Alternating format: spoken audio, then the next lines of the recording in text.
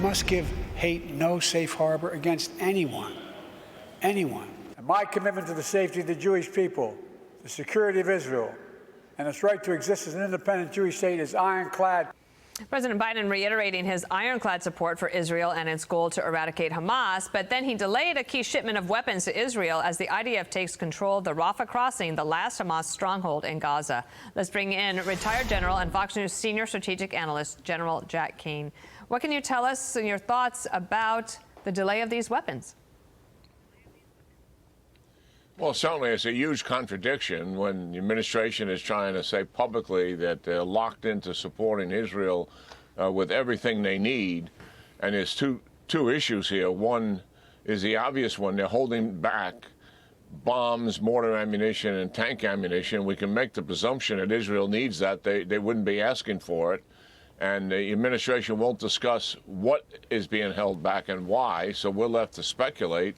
It seems pretty obvious they're trying to use it as leverage with the Israelis. Remember, the president has publicly disagreed with how Israel is conducting its operation in Rafah to eventually clear it. They would rather them not conduct the operation at all.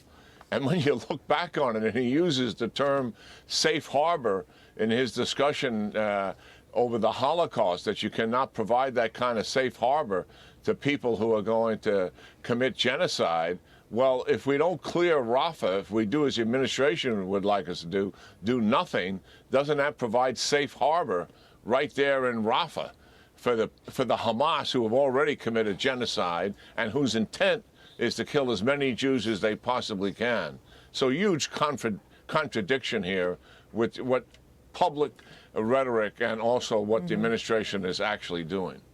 So Rashida Tlaib said this. She's a congresswoman. Of course, we've been talking about her. She's very much pro-Palestinian. She said it's no coincidence that immediately after our government sent the Israeli apartheid regime over $14 billion with absolutely no conditions on upholding human rights, Netanyahu began a ground invasion of Rafah to continue the genocide of Palestinians. Do not be misled. They gave their consent for these atrocities, and our country is actively participating in genocide. I mean, there's a lot of loaded language in there, General. Yeah, and most of it's, factually incorrect. The Rafah operation, it's a much smaller city than Gaza City, than Han Yunis, which Israel has already cleared. And what they have done is they're using a land block system. They've got 270 land blocks. Their Rafah operation at the gate right now is in block 10 to 16. And while it's not heavily populated there, they told the population to move out of there so they can conduct their operation, which has been completed. And they've told them they've got 2 encampments, one in Masawi and one near Han Yunis, 40,000 tanks, medical care, food, and water. And they're putting out, as I suspect, as the operation begins to unfold further, which I think will be much more deliberate than previous operations for the obvious reason to protect civilians as much as possible, they are going to use that land block system like they did at Han Yunis and tell them to move prior to them conducting an operation, which obviously tells Hamas where and when that operation is going to be conducted. That is, unprecedented in urban warfare until I saw it unfold here with this Gaza operation earlier in the campaign. And to say that the intent here is genocide is just not true at all.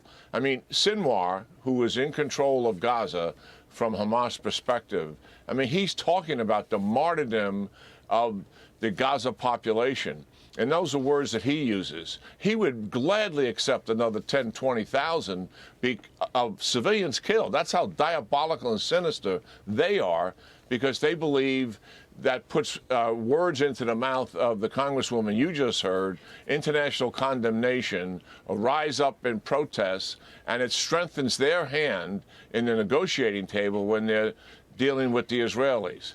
So the genocide is being committed by Hamas, and we've got to keep pinning the rose as to what is really happening here and the absolute misinformation that is running around the world on this issue.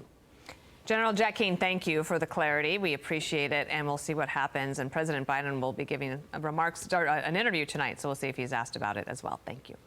I'm Steve Ducey. I'm Brian Kilmeade. And I'm Ainsley Earhart. And click here to subscribe to the Fox News YouTube page to catch our hottest interviews and most compelling analysis.